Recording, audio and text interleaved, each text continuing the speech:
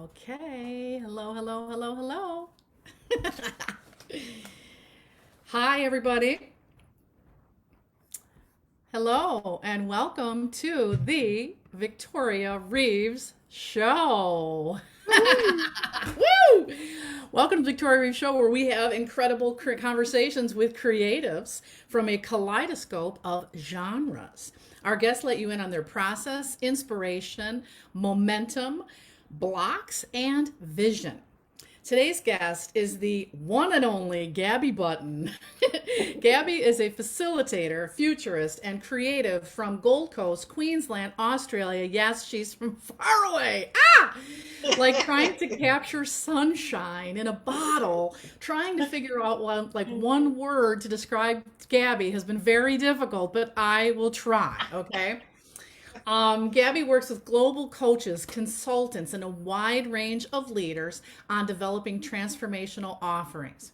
She is also the co founder of the Wisdom Playground, which is a sanctuary for big hearted, visionary humans to reflect, connect, play, learn, and collaborate. Ow!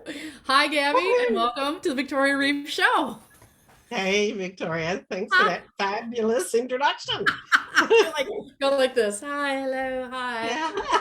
I might have to borrow some of those words, I think. Thank you to all my adoring fans. So I'm just beyond words excited to have you on the show. I've wanted you to be on the show for a minute here. And so let's just jump right into it, okay? Okay. This show is all about celebrating the joy of creativity. One thing you and I are both very excited about. For many of us, childhood was a time of imagination and wonderful play, okay? So when you were little, what we want to know is how did you use your creativity to invent and go to different worlds? How did I, as a child? I think a couple of things there. One of the things Mum's always said is that she always knew she could even leave me alone and I would play and she would hear the laughing and playing. So there was obviously something that kicked in very young as far as using my own resources to, invent and imagine. And I suppose I don't remember being very creative, as in if you talk, arty kind of creative as a kid. Yeah. But certainly like being out in the garden and just imagining things and playing, or, if I was in my bedroom alone, I can sort of recall how I was create my own little worlds and do stuff and imagine and play. Right. Yeah. And tell us, where did you grow up actually? Oh, wow. So born in South Australia. Right. Then when I was about 7, I can't remember quite how old, might have been older than that, we actually moved to Papua New Guinea and spent many years in Bougainville Island. So I went to school and grew up in Bougainville Island in Papua New Guinea. Okay. And then we lived in New South Wales, then back to South Australia. Then when I finished uni, I went back to Sydney. Okay. And a lot of my corporate career there, then Melbourne, and then eventually I ended up in the beautiful Gold Coast because I wanted to live by the beach. And which you do. How many steps is it from your place to the water? Maybe 10. Not that many, guys. Be jealous of Gabby because we're not that many. So beautiful. Not that many. But just actually getting back to your question there, I just realized when we were in New Guinea, because it was such a different country to be in, and different cultures, and being immersed in that as a child and that almost fantasy environment. We'd go out to islands with the beautiful foliage, huge, shells and fish, and our backyard was the jungle, and Mum sometimes would come home and we would have disappeared with some of the local kids into the jungle. Right. And I think actually my imagination kicked in there because the local kids had machetes to hack through the jungle. Like in real life. So I took my mum's best carving knife. And you're like, I'm going to hack through the jungle too. Excellent. Girl, when I was little, my best friend lived across the street. His name was John. And this is like before we all had cell phones, of course. And so then when we wanted to see if each other was available to play, we would do this signal. And the signal was this.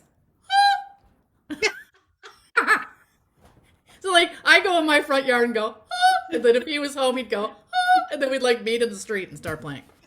Nowhere near as exotic as your story, but I do remember many fun days. And we used to play travel agency. That was our thing that we would always play. And I would like answer the phone and schedule people's trips all over the world. Wow, that's very cool.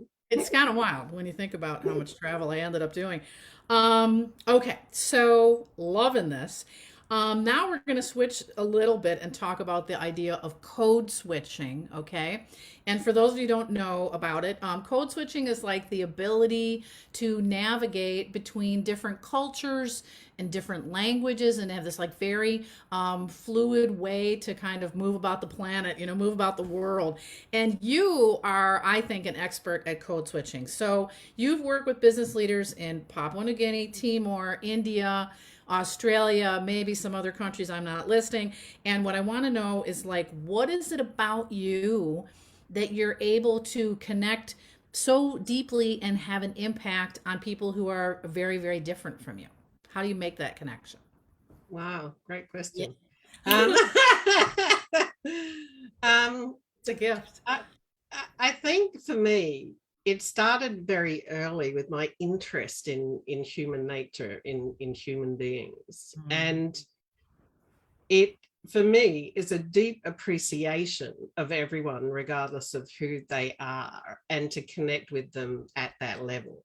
Yes. So if you're working with a group of executives, then it's not just understanding, their role or the content that you're delivering, but Mm. it's also understanding very much as adults, because obviously that's my main audience, not kids, what we bring into the room, the baggage we bring into the room. So even if you're working with executives, to Mm. assume that they're confident and powerful is just not true. Behind it all, we're all human beings.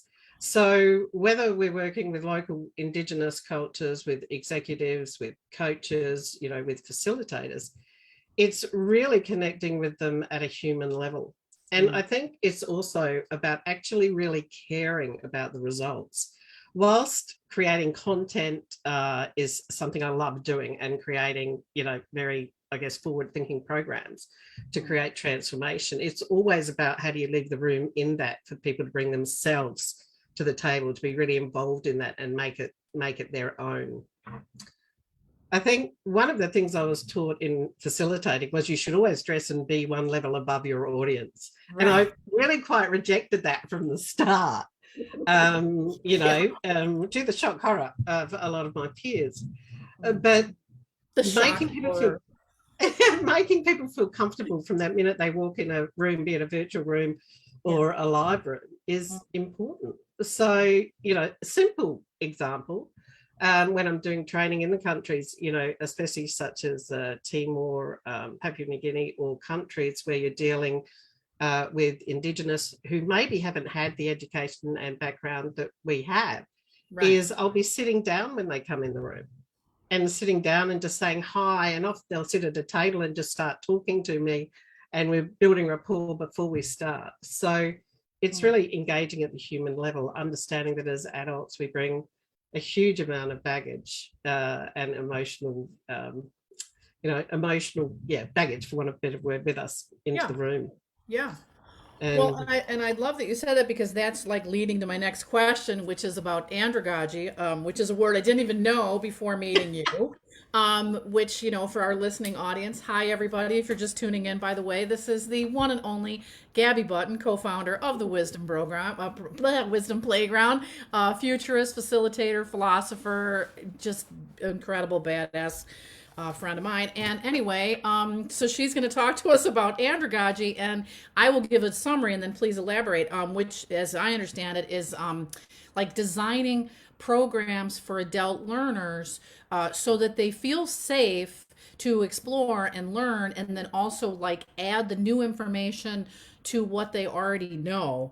And so I've learned so much from you about that in the last couple of years that we've been working together. And my question is, like specifically when you're planning programs, as you're mentioning, like what techniques or approaches or do you think are necessary for adults to feel safe, to create that safe space, and to add to the body of knowledge that they already had when they walked into a class or a workshop or a lecture that you're offering?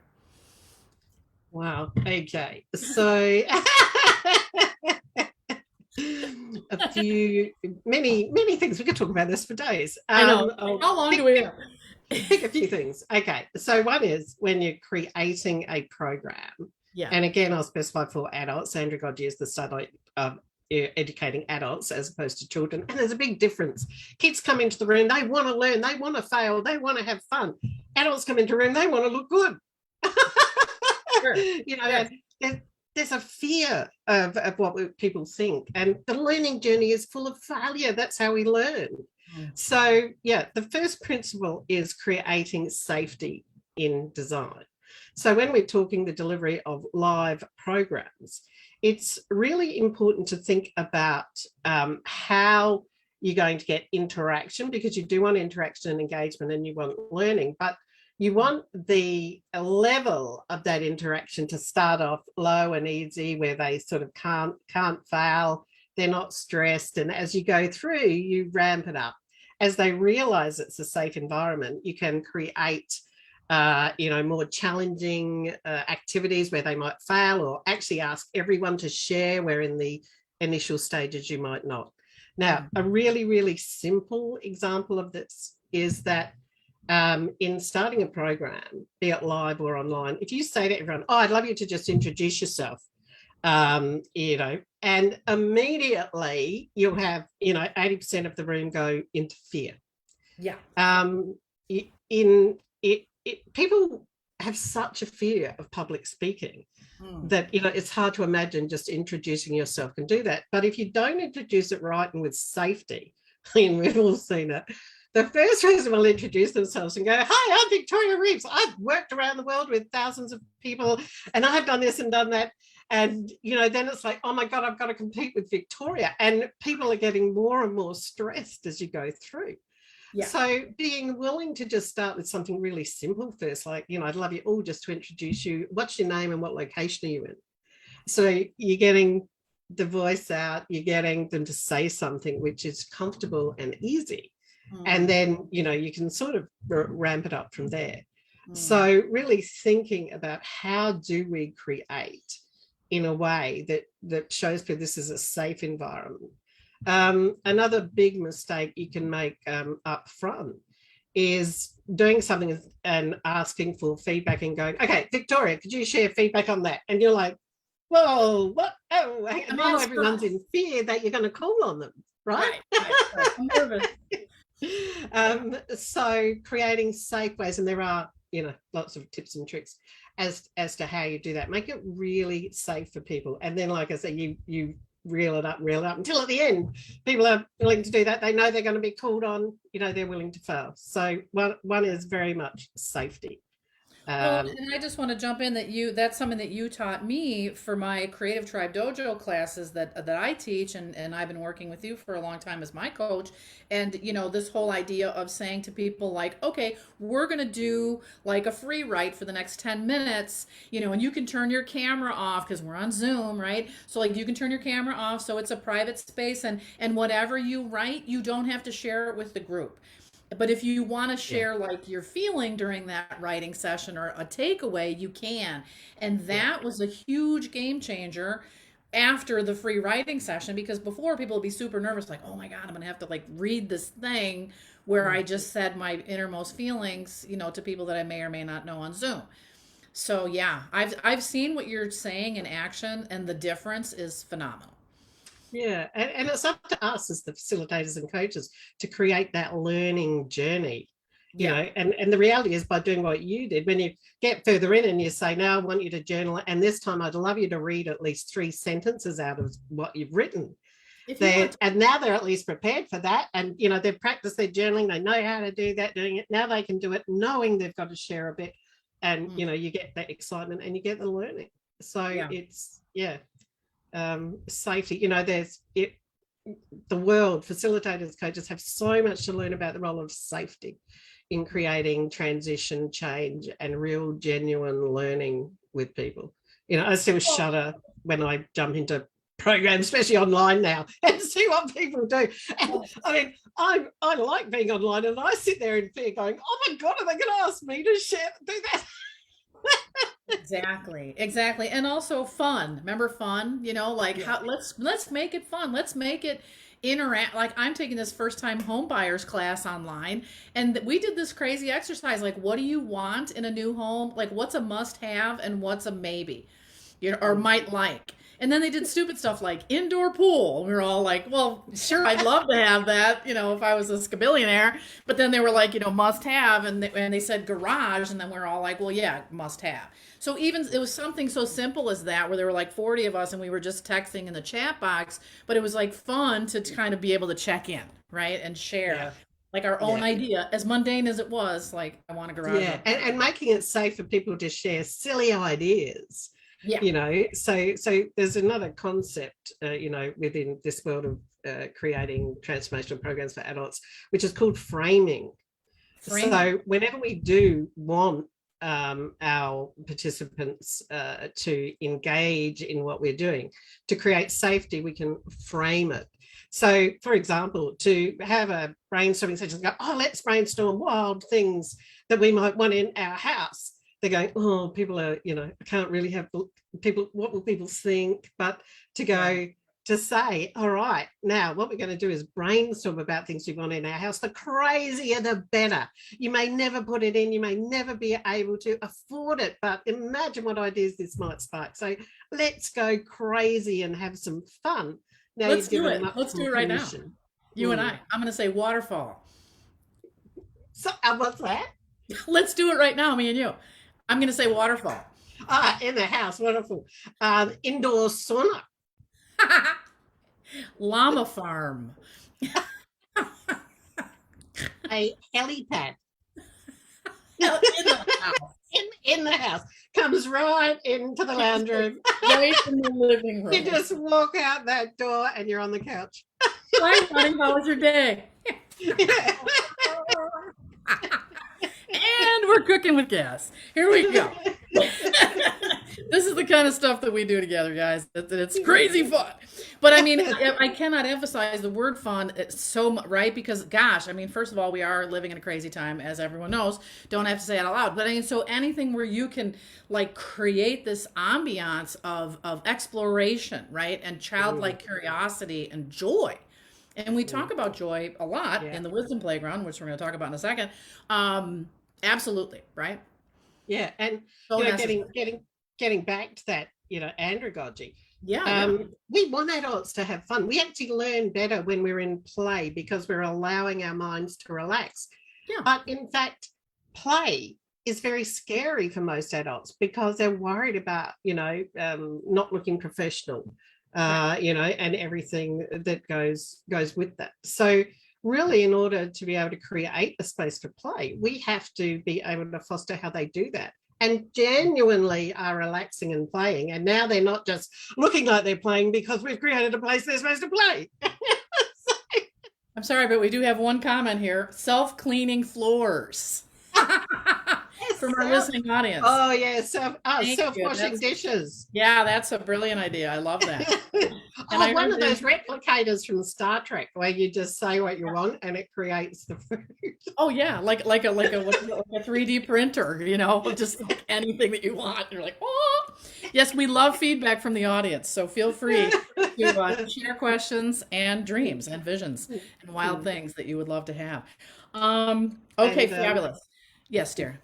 I was going to say, yeah, and obviously there's lots more stuff to do with that creation of programs under the banner of Andragogy or supporting adults that we can talk about down the track. Exactly. And for people that are new to it, tell us how to spell it. Andragogy. Gee, I hope I got that right. Yeah. G-R-A. Yeah, G-O-G-Y. Look it up, guys, because it's fascinating. Um, I love learning new things. Okay, so let's talk about, the elephant in the room. In 2020, all right, you had an entire year of international training booked for yourself to be the globetrotter that you are. And within 2 weeks, everything was canceled. Nada, nothing. Zero. Yeah. So you're looking at your life, you're looking at your world, your reality, and you say to yourself, what am I going to do? Tell us the story. Yeah, so I think initially, like most of the world, I just sort of thought, oh, it's going to be a dip and it'll come back. Like, this is give it 6 months. Yeah. It's such an interesting time because unlike most situations where you have some control of how to deal with something when it goes wrong, it was just kind of like, well, there's nothing you could do. So the first emotion, I guess, was shock. But underneath that, there was a belief that it was a short-term thing, right? So what really happened at that point was I just really thought, wow, let's just feel into this and use the time and the space to have some fun, do what I love. And with that, in September the previous year, I'd met Deb King, who's now like the co-founder of the Wisdom Playground. Right. And we come from a very similar, I guess, set of core values and vision for the world in how we work. So we thought, why don't we just, get online? And we created first a Facebook group called Conversations and Collaborations for a Better World. And the purpose of that was purely to open a space to share ideas. People's businesses were falling over left, right, and center. People had to reinvent what they were doing. People were in shock. So it was really a Facebook group to start sharing ideas, connecting people who were feeling like that and seeing how we could support each other through it. So it started there. And then from there, we thought, well, why don't we actually create some programs to support people through that, which we created our first program for that, which, and interestingly, well, met you through that Facebook group. Right. which I seem to remember was called like Reinvention. What was the first name? I love it. It's been through all these iterations. I forget because we changed it, didn't we? It was it was definitely reinvent, because it was about having to reinvent ourselves. That's something about reinvention. And yeah. And then you and I met because I like posted on there and you were like, girl, your post is like way too aggressive. You need to like introduce people to your idea in a sort like a warm, kind of a cool way. And I was like, what's that about? And then we started a conversation about, connected marketing, really. Yeah. Which has become a year and a half long conversation. And then I enrolled in your first program, which was Be the Change. Yes. And the current program, which is, feel free to say. Oh, our Skyrocket Your Coaching program. Yep. So that's really the signature program that has come out, of these couple of years, which is where we take an incredible amount of research. I spoke with hundreds and hundreds of coaches and their clients in about 2015 on another project that I was working on to ask the question, is there something that coaches do to really create transformation in their clients and create, a powerful business? So as serendipity would have it, given what happened in the last 2 years and the massive coaches now coming online and wanting to create online businesses, right? I was able to take all of that research that was done and put it into a program that really integrates how do we create a thriving business for coaches? What are the core things we need to do in the core product, which is actually a powerful high value coaching package? How do we get the transformation that we need in that? So how do you really create results for your clients? And on top of that, how do we layer in with that what is happening in the world now, which is a greater movement of human awakening and consciousness? So coaches don't want cookie cutter programs either, and they don't want to do that for their clients. So it brings in a layer where the coaches can absolutely uniquely make it their own. So it really is about supporting coaches to thrive and give them the key steps and tools to create really powerful products create the transformation that they want in the world. And yeah, just loving the results we're getting. It is spectacular. And just to put it in perspective, so we meet at Monday nights for people in the States and Tuesday morning for people in, Asia Pacific region. We have coaches from United States, Australia, England, right? Where else? Spain, Spain, Canada. Canada. Yeah. Yeah. Yeah. And all over Australia and all over the United States. Like it's really phenomenal. And our coaches have very different bodies of wisdom that we all respectively, teach and share with our clients. But the fact is that the common denominator is this, I think, if I can paraphrase it, is this like desire to articulate our own stories to ourselves and like really like delve into and unearth like what it is that we were brought here to teach, because like it's like I feel like from working with you and Deb that there's like so many things about myself that I didn't even know, and I'm like, wow, here I am in my blah blah blah blah decade in my third decade on the planet, haha. But I mean, and you think that you know yourself, but there's so much more. And I think that is one of the gifts that you definitely bring, which is like creating constructs and models and structures for us to dial into our own magnificence. And so maybe I'm actually going to fast forward in my questions here that I had, but this seems like the logical place for this next question, which is about structure. So, as as a creative, a lifelong creative from day one myself, like I always fought against structure and just felt like, oh my God, like structure is going to be confining, and I want to be free to express myself. But one of the things of the many things that I've learned with you is that, having a structure or even creating a model, which I'd love for you to talk about, in some ways, like releases our creativity even more. So can you talk about that and also the concept of like creating visual models to teach about and describe abstractions? Sure. So you might have to remind me of the components of that question. I'll start with what I remember. So number one is creativity within structure. Let's do that first. Yeah. So first I'm just going to start with structure. I think the big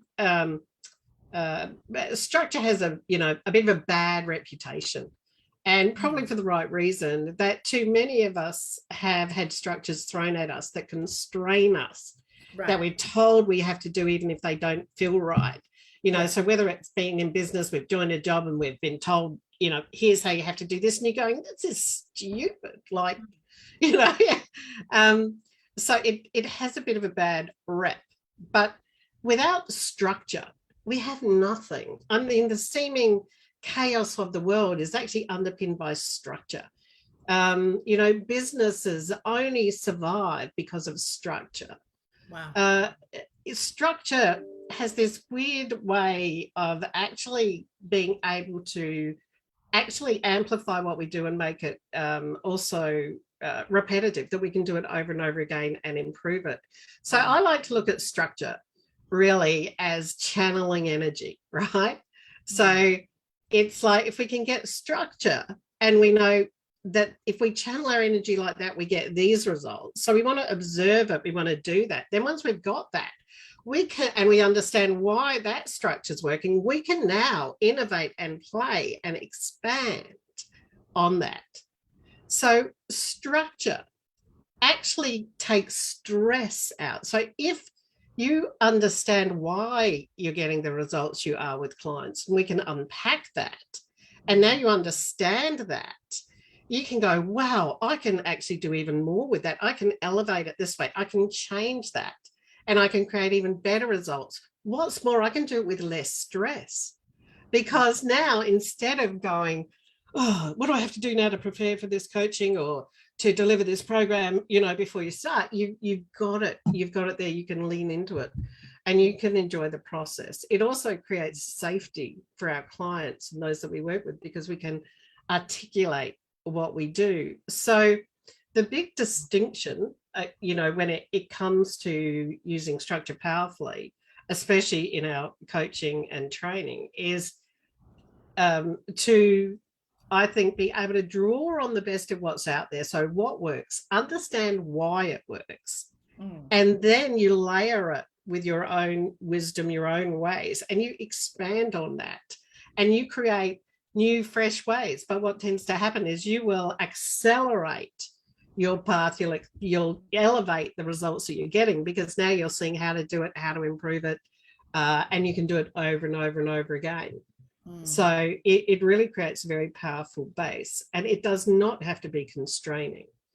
Well, and I would love the way that, like, I feel like within the structure and the framework, like, we can really explore the audacity of risk taking. And like, we refer to you as a futurist in our introduction here, like, to be a futurist, to be a person who envisions way past the current reality, and able to invent something that doesn't even exist yet. Like, that takes a definite level of creativity and a level of audacity that I think, is foreign for a lot of people, right? Because it's just like, well, how do I know if I try this thing, it might not even work, right? Like, well, a lot of people are like, well, I won't even try something unless I know the outcome. I'm not even going to start. Well, that's like speaking our language to creatives, because I mean, we try and fail on the regular, right? Because that's the process of invention, right? Yeah. And I just want to say that one thing that you had mentioned in the beginning of the year. So we had like our New Year's class, guys, and hi to all of our listening audience out there. Hi, guys. So we had our New Year's class, and then there was this talk of like, okay, we're gonna make some 90-day goals, and every hair on my body just like stuck out in terror. And it was like, okay, we're going to make 90-day goals, but you guys can do it however you want. And within, this parameter of these like sub goals or whatever, you can create your own way of doing it. And so just because you kind of open that door, for me, speaking as a member of the Wisdom Playground, like, because you open that door, then my creative mind was like, cool, I'm going to do all this stuff. And so I have a partner, who's Debbie. Hi, Debbie. So my buddy and I were processing this and talking about it. And what I said to her was, you know what, I'm going to create this thing over my desk that's like a roving series of images. And instead of putting goals for every week, I'm just going to have images that represent things that I want to work on. And then I could just put that one image over my computer for the day. And maybe it's like the book that I'm writing, right? So I could just say, I have a picture of the book, and that's it. That's as far as my goal setting goes. But like, I know myself, then I'll be like, today is book day, and that's what I'm working on. Yeah. And that, it comes back to, I guess, the principle that within the systems and structures, and when we analyze to see what things work and why they work and how they get there, we know certain things are powerful. So with goals, we know goals are powerful. And they But work. again, we have been taught systemically that this is how you approach a goal. It must be smart. You must do this. And by the time you've done it, your whole energy and being is going, oh, really? Right. So we don't want to throw the baby out with the bathwater. So the question is, how do we bring in a principle that we know adds value, but how do you make it work for you? And once we so it's therefore it is about the structure. But one of the things that that I do, that I've learned certainly through my very long time in learning and development and creating transformation programs, is that if you can, when people understand the why, so behind it, so goals are powerful. Here's actually why they're powerful. Here's what we're typically taught as the structure to get there and how we need to do it. Right. Now that you know that, you know the why, and you know this how. Yeah. This is powerful. Ditch what doesn't work for you. Try and hold the principle of a goal, and that focused energy is really powerful in directing our priorities. And now let's create the structure or the way that really, really works for you, that lights up your soul. Exactly. Which is where we need to be more at with how we teach structure, instead of holding people to this way. And the other reason for that is, like you said, that we've actually got and it sounds counterintuitive, we've got to leave the space in structure for the unknown to show itself so we can actually create better ways. So even when we look at goals and planning, and typically we go, this way you're doing your plan every step, and come hell or high water, we take that next step. Well, what if there was a better way to do that? What if we did have the vision, we set the energy, we took the first step, but we looked at what was coming back to us? And in doing that, we might find really new and exciting ways to get there rather than this way we knew, because we can only create at the moment based on what we know, which is the past, right? And if the past isn't really giving us what we want in our lives and our businesses, we have to leave room for the unknown to show itself for us to be able to innovate. But again, we don't want to throw the baby out with the bathwater. Yeah. So, you know, we bring it together. We allow the space for the unknown to bring in the creativity, and we elevate and elevate and elevate. You know, until we've created new ways, and we're energized, our clients are energized, our businesses are energized, and we look back at those old models of how we did it and we go, why did we ever do it that way?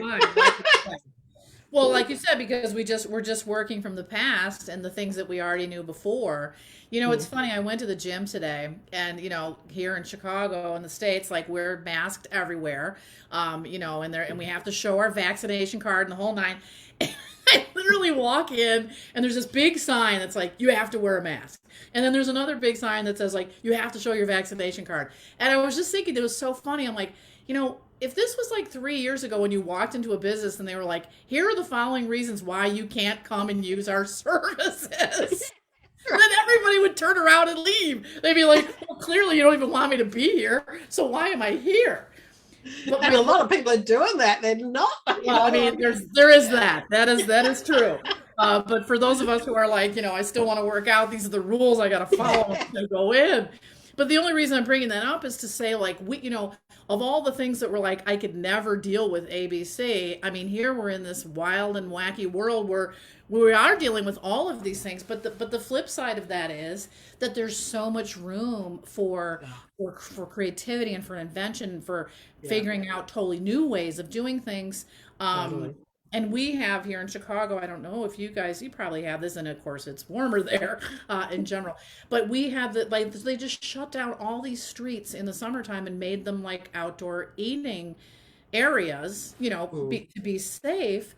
But it's so fantastic. And it's like, my gosh, they like, you know, blocked off the streets. There's no driving. People are outside in the summer, not now. It's 8 degrees here today. But you know what I'm saying? I mean, that's one of those. Oh, totally.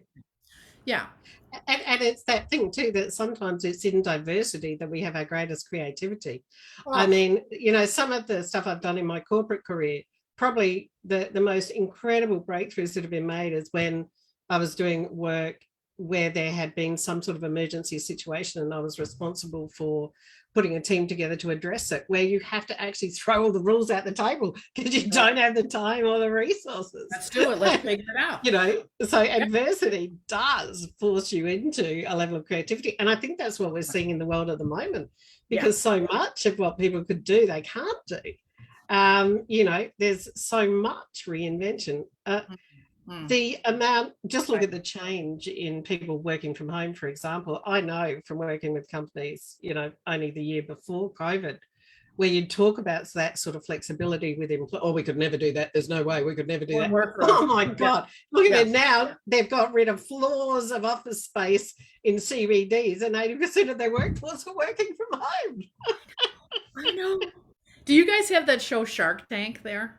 Yeah. You know Shark Tank? So I'm watching Shark Tank the other day because it's just kind of fun to me. And these people had invented like a glass desk that you could stick onto a window so that you could basically convert any window to like an office space where you could like stand and work.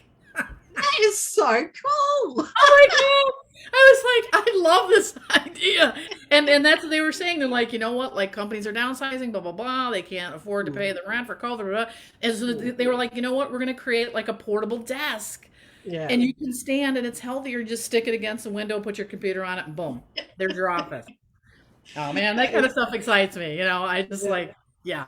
Yeah. That's very cool. And Anyway, then, getting back to what you were talking about in regards to goals and business and all that sort of thing. yeah, yeah, yeah. The thing is, if we want creativity and innovation in that too, I think that's why groups of people getting together with similar visions work. Like what we're doing in the Wisdom Playground membership, if it wasn't a bunch of people who know there's got to be better ways to do things, to create things better, you're not going to create the environment for people to explore and innovate. They just want to be told, here's how you do it. Here's the 15 steps to create a 6-figure business, which the world flocks to, whereas actually wanting to do that, but not do it the way that the world has done it and wanting to explore and innovate, I think is where the excitement is. Absolutely.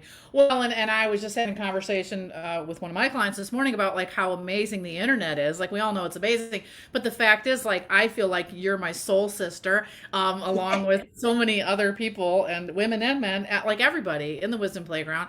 And it's like we would never be able to meet each other in any other like if it weren't for the internet, we've never met in real life, right? I mean, well, No, that's right. in real life, but you know what I'm saying. And Like you'd never know, would you? Like it's such a tight community. it's so incredible. It's precious to me. Okay, so this just harmonic convergence to our next idea.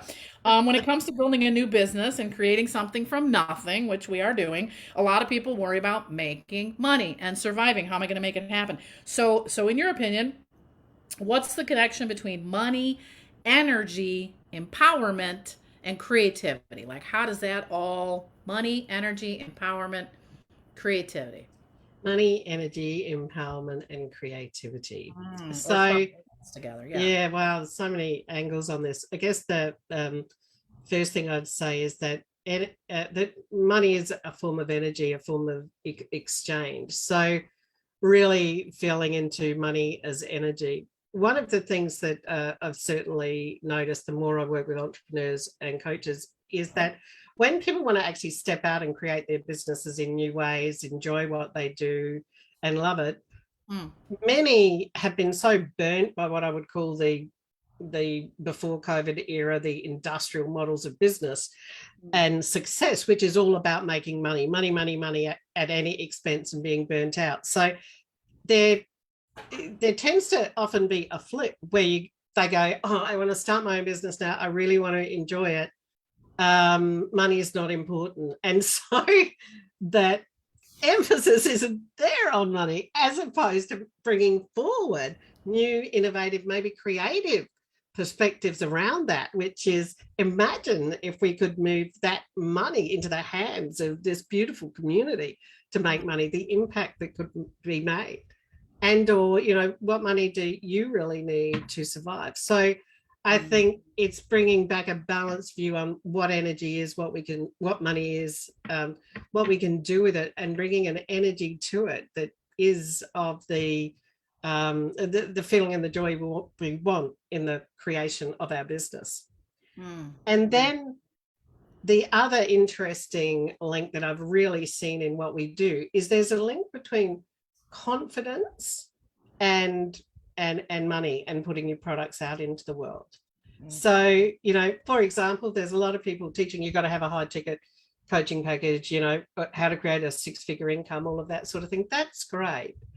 And absolutely agree with, for example, coaches needing a high ticket product. But if you don't feel really energetically aligned with that, confident and capable that you can deliver it, selling it and marketing it is really, really hard.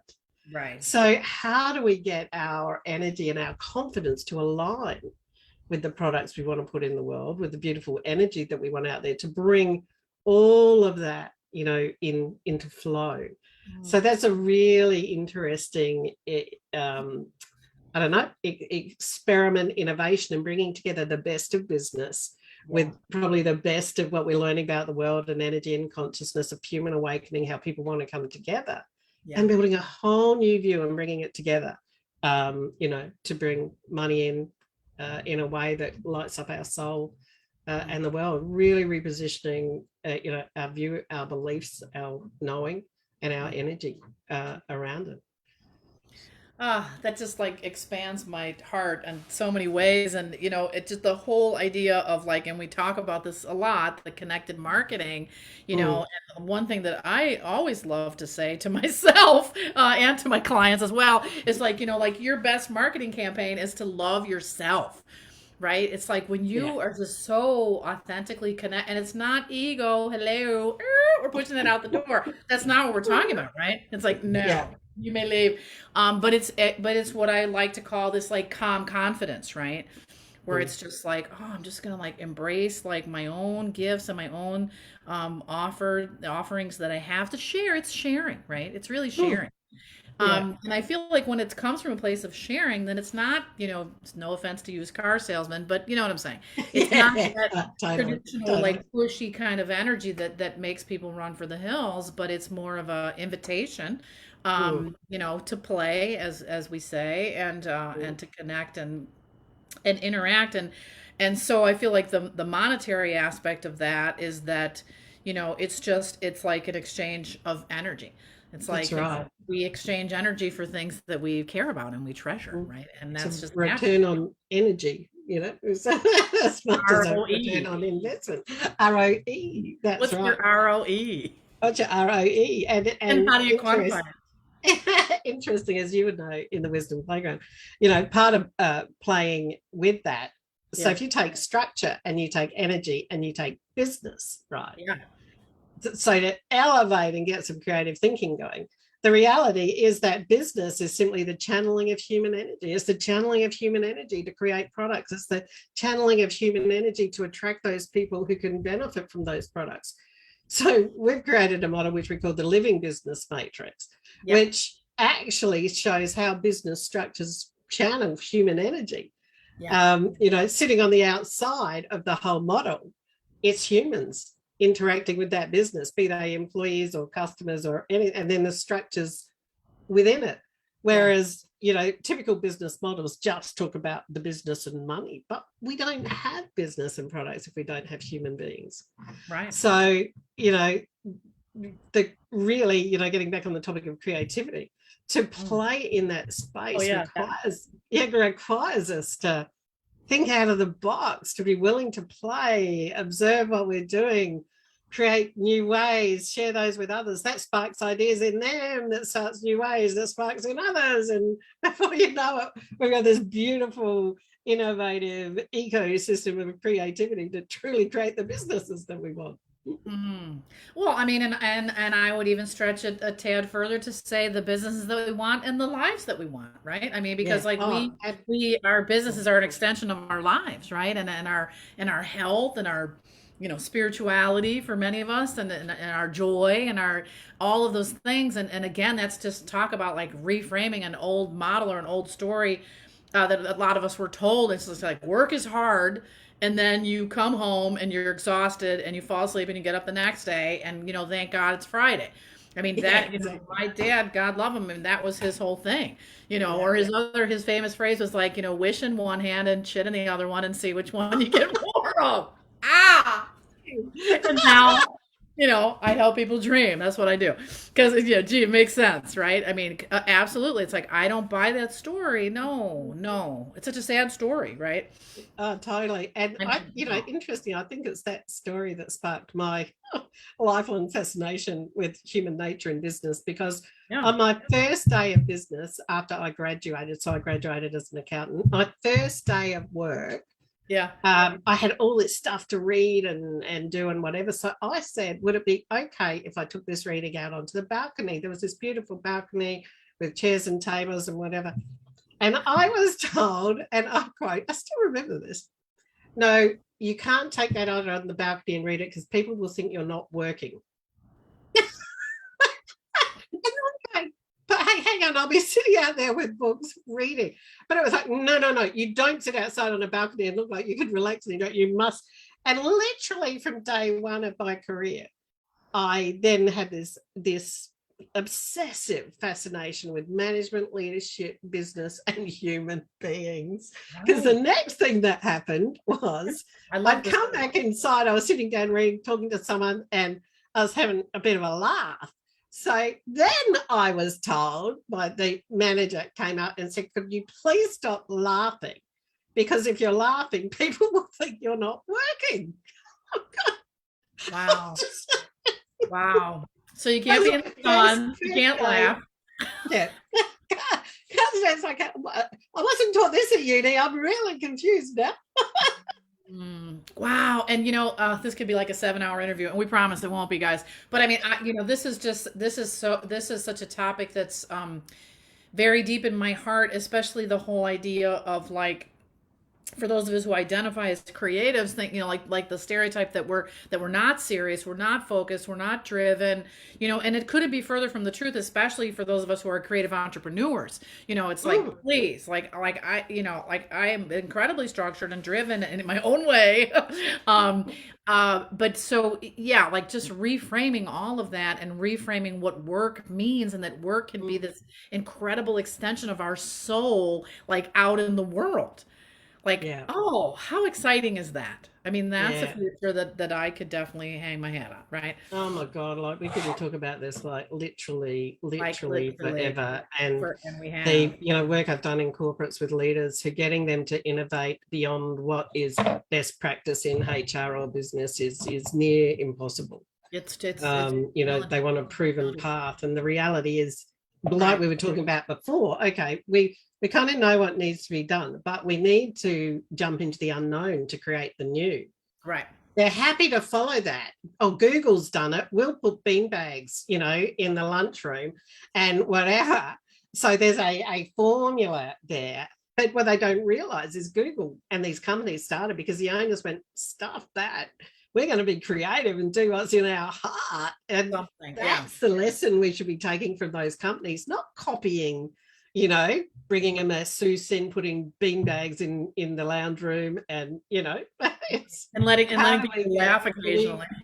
Yeah, we get leaders, managers, business people to really feel into what is, what's in their heart. What do they know this place really needs and human beings need? And integrate that with really good business practices. And let's just continually create these new models and keep raising the bar. Exact, and expand it out. Okay, well, I'm going to ask you, I guess, 2 more questions because we're almost at the end of our hour, which is amazing. Your commitment to creating our best possible future, from your programs, your parties, your Facebook pages, your website, your content, everything, is like it's spectacular. And I know you're a very, very busy person because I see all the stuff you're putting out, and also you're my friend.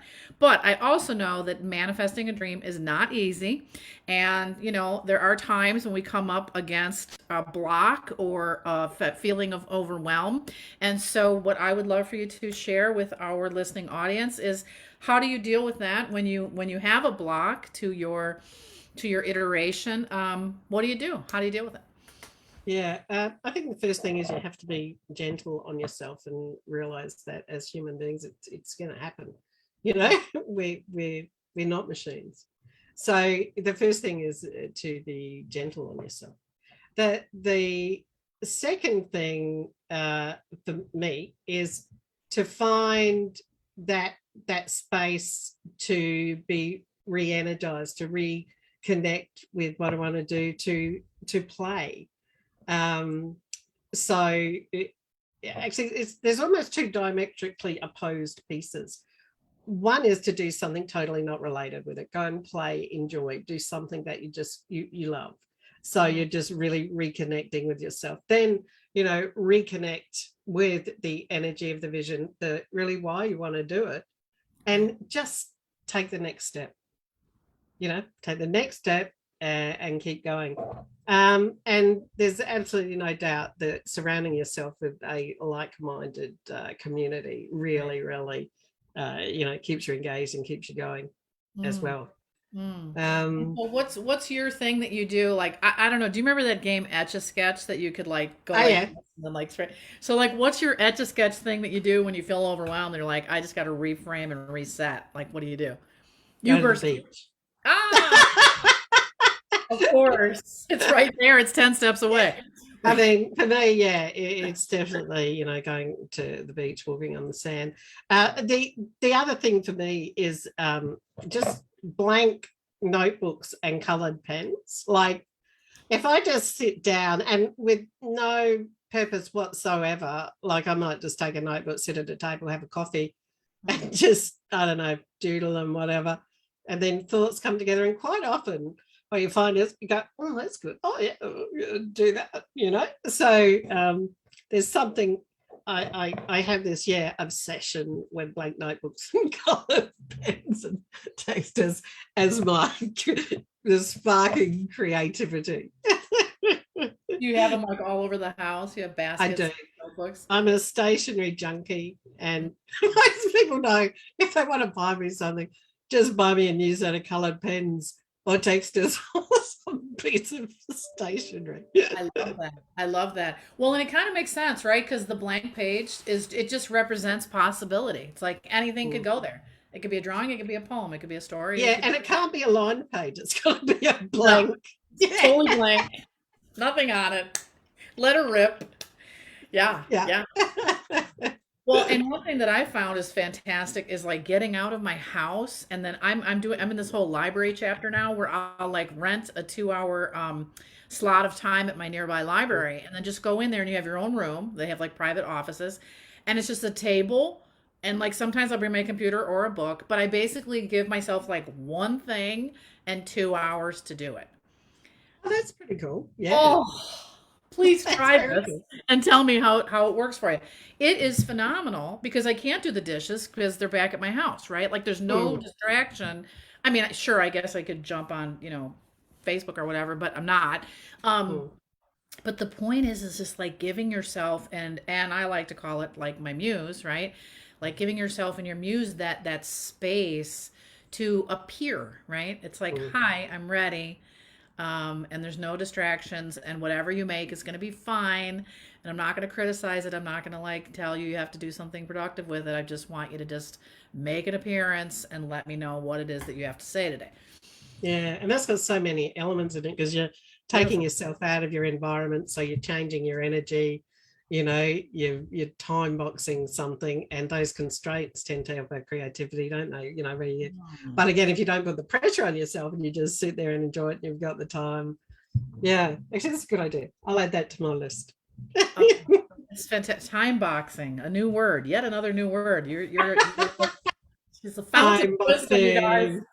Write it down. Time boxing. It's like all those different tools you can bring in to try and spark your creativity. Time boxing.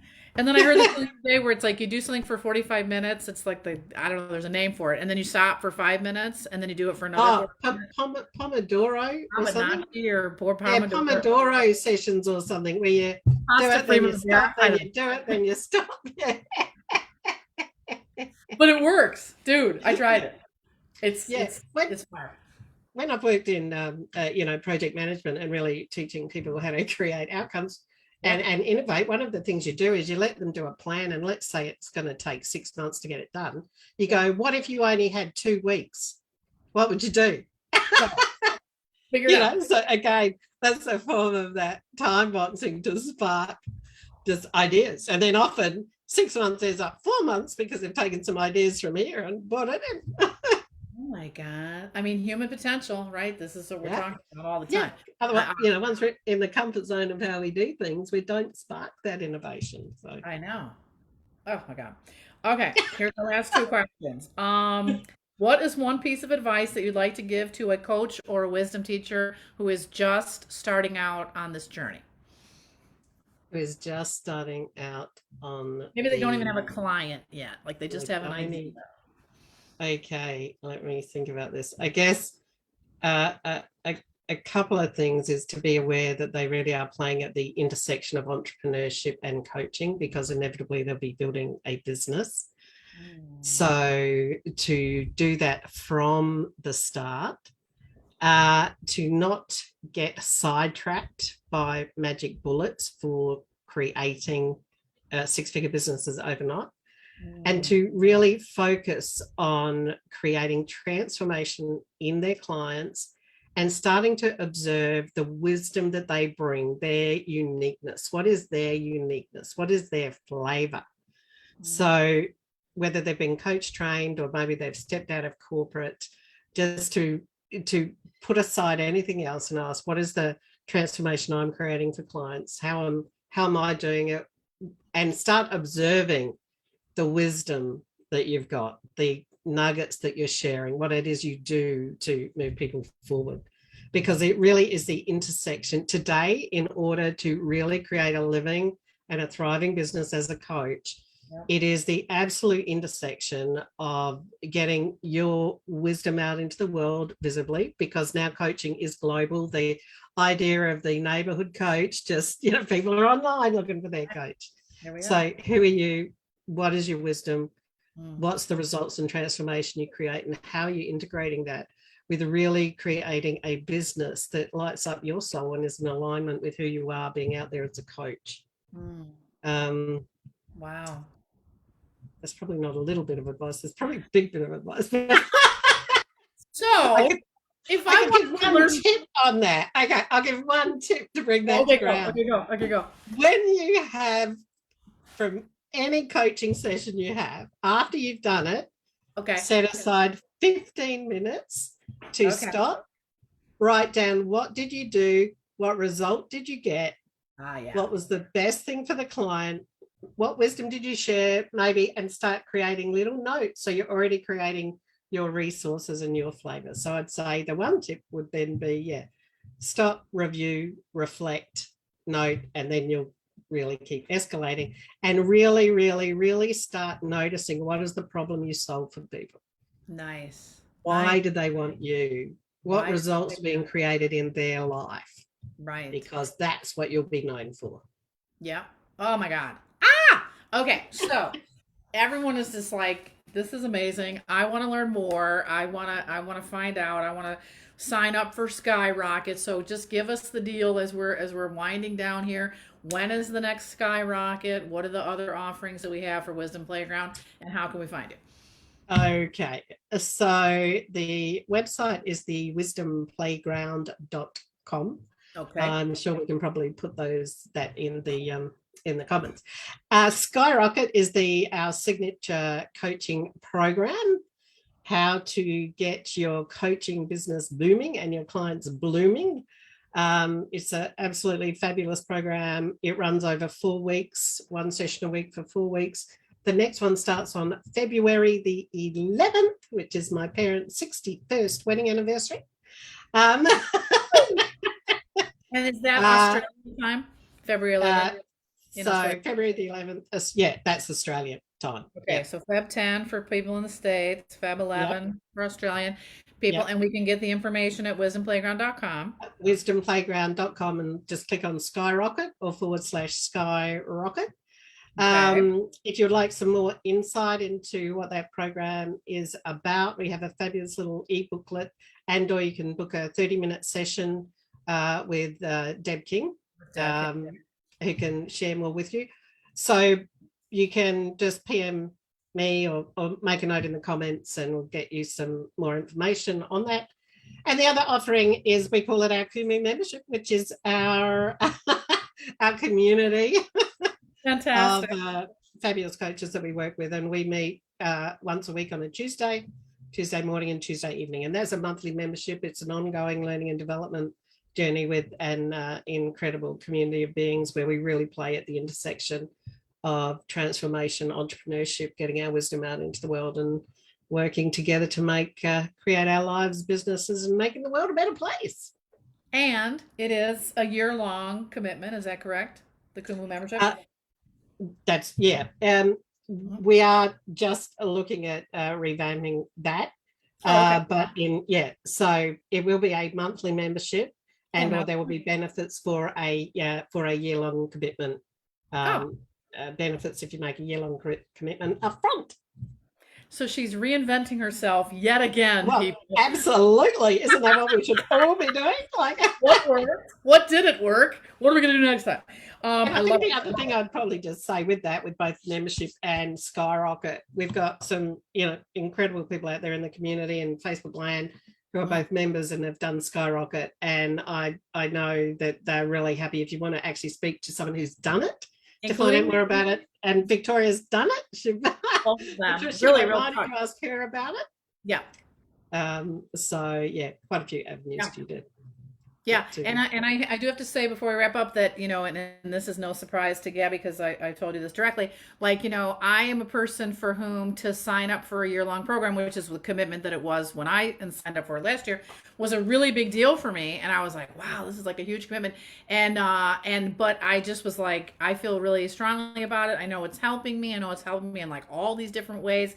And to just, again, for me, it's Monday night when we have it. It's Tuesday morning on Tuesdays in Australia. But anyway, when I sign on Monday night and I like see all these fabulous faces and we all check in on what we're doing, that's the primary thing. Like we check in what we're doing, we brainstorm, we have breakout sessions, we work on our own, we learn. There's a learning piece.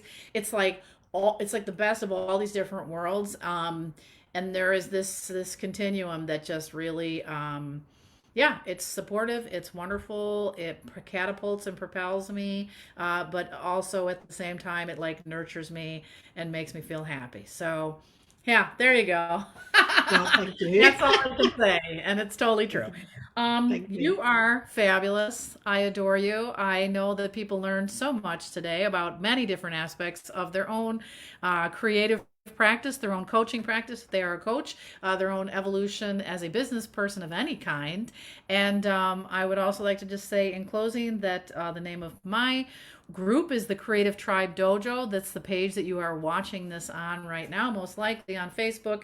And we explore all the topics that we have discussed in today's show in detail on the regular and different ways to find expansion, iteration, joy, imagination, fun, and propulsion in your personal and professional and creative journey. So, Absolutely. And big I love. can absolutely vouch for your work and the expansion it creates in even what your view of creativity is. It's thanks to you. I realized I actually am creative. It's like, wait a minute, I'm creative. Whoa, look at that. I'm so excited. So yeah, I love your Here we go. Drop the mic. Oh. Yo, you're creative. You're fabulous. I adore you. Thank you so much for being on the Victoria Reeves Show. And boom. See you soon. Boom. Thanks so much, Victoria. Look forward to next time. Bye. Bye.